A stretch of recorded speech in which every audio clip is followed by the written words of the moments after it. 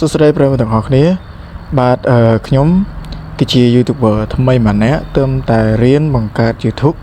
ហើយខ្ញុំថ្ងៃនេះមកលេងហ្គេមមួយឈ្មោះថា Survive the Apocalypse តែហ្គេមនេះគឺខ្ញុំអត់បានថតពីដើមមកទេខ្ញុំថតចាំមកពេលដែលខ្ញុំកំពុងតែបញ្ចប់ហ្គេមអញ្ចឹងគឺខ្ញុំនឹងបញ្ចេញកន្លែងហ្នឹងឲ្យអ្នកនរគ្នាមើលតែម្ដងទៅតែខ្ញុំលេងល្អប៉ុណ្ណាខ្ញុំដឹងមិនទេបើថាមិនល្អអ្នកនរគ្នាអាចប្រាប់ខ្ញុំបានសូមចូលវីដេអូទាំងអស់គ្នាហេលេងយ៉ាលេងខ្ញុំយ៉ាលើ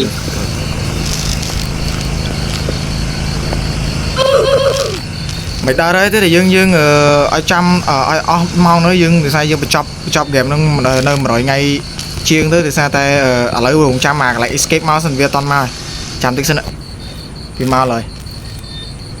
គួយចាំផ្លែសិនអូយហត់ថងនឹងបណ្ដោយហើយ8នាទីទៀតអូយវាមកលោកខ្ពស់ដល់ឥឡូវលោកលេងខ្ពស់បាត់មកកាន់របស់ធំវាហើយទីឈើគៀកវាពេកយើងបាត់បែកមកច្រើនណាទុកកែតពីលឹកក្រ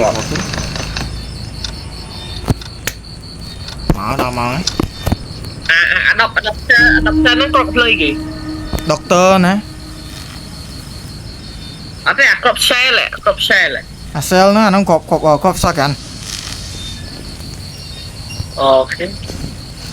Blood Moon ចុយ Blood Moon 2 ដងហេមីហេ Blood Moon 2 ដងធ្វើយ៉ាង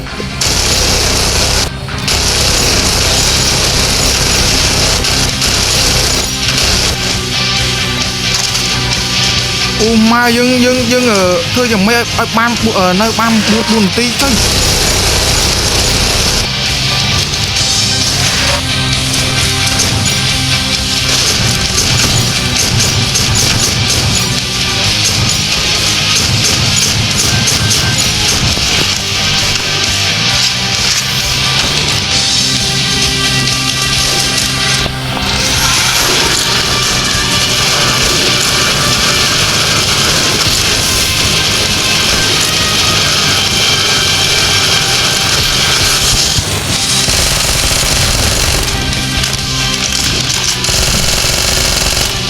នៅធ្វើឲ្យបាន4នាទីប្រូខ្ញុំមានបាននេះនៅខ្លួនច្រើន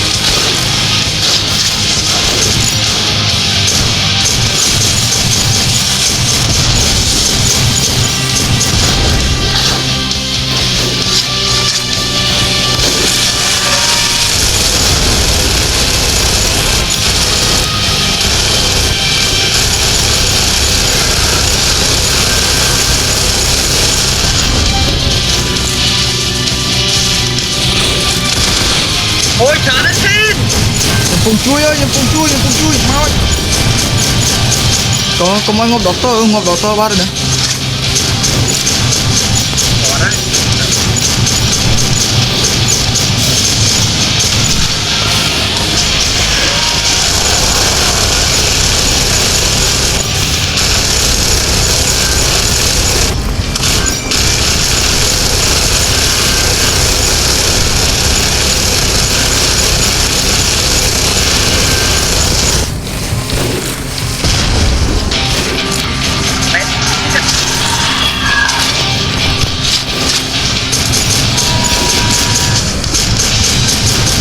đây cho đam ơi cùng túc cùng mấy ngộp